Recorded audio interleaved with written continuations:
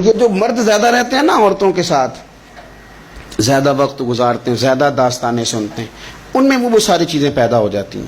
آپ نے ناراض نہیں ہونا، میں دعوے سے کہتا ہوں کہ جو جوان اپنی اماں کے اور ابا کے شکوے کرنے لگ جاتا ہے نا، اس نے 1.5 گھنٹہ باتیں سنی ہیں بی بی کی. ایسے مفت میں نہیں شکوے کر رہا، اس نے ہلکا ہلکا کہیں جی بھی کیا ہے. تو تب یہ ساری کہانیوں نے جنم لیا. آپ جس کی صحبت میں بیٹھیں گے اس کا کچھ نہ کچھ اثر، بلکہ عارف رومی تو کہتے ہیں کہ شیر کے بچے کو بکریوں میں چھوڑ دو، بکری بن جائے گا.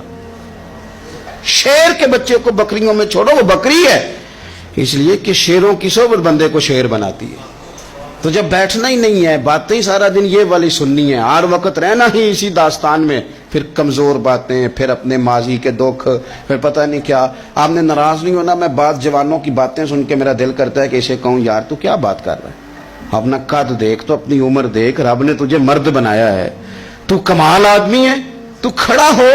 اگر اس طرح امت مسلمہ کے نوجوان رہیں گے تو میدانوں میں کس سے نکلنا؟ بات بات پہ رو جانا، بات بات پہ سہم جانا. حالات کے سہمے ہوئے لوگوں کو بتا دو حالات بدل جاتے ہیں، ایک جیسے نہیں رہتے. آپ کی طبیعت میں دلیری اور وقار ہونا چاہیے. حضرت اسماء بنت ابی بکر صدیق، حضرت صدیق اکبر رضی اللہ تعالی عنہ کی وہ صاحبزادیاں جو حضرت عائشہ کی بڑی ہمشیرہ ہیں.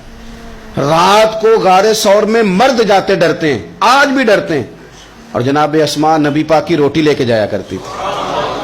پھر اللہ نے ان کو بیٹا دیا، حضرت عبداللہ بن زبیر، یہ حضور کی پھپھی کے نواسے ہیں. حضرت زبیر بن عوام عشرہ مبشرہ صحابی ہیں، ان کے بیٹے ہیں. اور یہ وہ خوش بخت جوان ہے جس کو گٹی نبی پاک نے اپنے لعاب دہن سے عطا فرمائی. یزیدی فوجوں کے خلاف امام حسین کے بعد جو آدمی باقاعدہ مرتب فوج کے ساتھ میدان میں آئے وہ حضرت عبداللہ ابن زبیر ہیں. مرتب کر کے اپنا لشکر لے کے نکلے. حضرت اسماء بوڑھی ہو گئی تھی، 90 سال عمر تھی، نظر نہیں آتا تھا. حضرت عبداللہ ابن زبیر جب لڑے یزیدی فوجوں کے خلاف تو کچھ ساتھی شہید ہو گئے، کچھ کے قدم پیچھے ہٹ گئے. حضرت عبداللہ ابن زبیر ماں کے پاس آئے اور ماں سے آ کے کہتے ہیں اماں میرے کچھ ساتھی کمزور پڑ گئے، کچھ شہید ہو گئے، اور یہ بڑے سخت لوگوں کی فوج سے ہمارا مقابلہ ہے. تو اس وقت تیرے ساتھ کوئی خدمت گزار نہیں، میں تیرا اکیلا سہارا ہوں. ماں تو بتا میں کیا کروں، آگے جاؤں کہ واپس مڑوں؟ نابینا ہیں حضرت اسماء، عمر ہے 90 سال. بیٹے کی پشت پہ ہاتھ رکھ کے کہتی ہیں پتر پہلے یہ بتا کہ تو حق پہ ہے کہ نہیں، تو حق پہ ہے کہ نہیں. ان ماں کی گود میں اسلام پلا کرتا تھا، حق پہ ہے کہ نہیں. تو حضرت عبداللہ ابن زبیر کہنے لگے اماں میں حق میں ہوں. تو حضرت اسماء کہنے لگے پتر پھر میدان میں جا اور میرا پتر ایک میرے ساتھ وعدہ کر، کوئی بھی تیر پشت پہ نہ کھانا، سارے سینے پہ کھا کے آنا. حضرت عبداللہ ابن زبیر عرض کرنے لگے اماں یہ بڑے ظالم قسم کے دشمن ہیں، یہ آنکھیں نکال دیتے ہیں، ہونٹ کاٹ دیتے ہیں، جسم کے ٹکڑے ٹکڑے کرتے، تو سہ لے گی؟ کیا جواب ہے، کیا طاقت ہے، کیا ہمت ہے. حضرت اسماء فرمانے لگی پتر بکرے کو نہ صرف ذبح ہوتے وقت تکلیف ہوتی ہے، کھال اترتے وقت کوئی تکلیف نہیں ہوتی. جا میرا بیٹا میدان میں. حضرت عبداللہ ابن زبیر شہید کر دیے گئے. ان کی لاش مبارک مکہ مکرمہ کے چوک میں جنت المعلا کے پاس لٹکا دی گئی.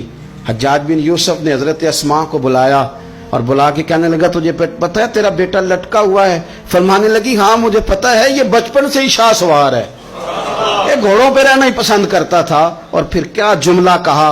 حجاج کے لوگ کہتے ہیں یہ فوجوں میں اور تلواروں کی جھنکار میں کبھی نہیں کانپا تھا، پر حضرت اسماء جو نابینا ہیں ان کے جملوں نے نرزہ طاری کر دیا. فرمانے لگی حجاج میرا پتر لٹک گیا ہے، کہیں تیرے آگے جھکا تو نہیں نا؟ لٹک ہی گیا ہے، جھکا تو نہیں میرا پتر؟ 14 دن تک لٹکے رہے، لاش مبارک لٹکی رہی، لیکن حضور کا لعاب دہن تھا نا. لوگ کہتے ہیں قریب سے گزرتے تھے تو دور دور تک خوشبوئیں پھیلی ہوئی.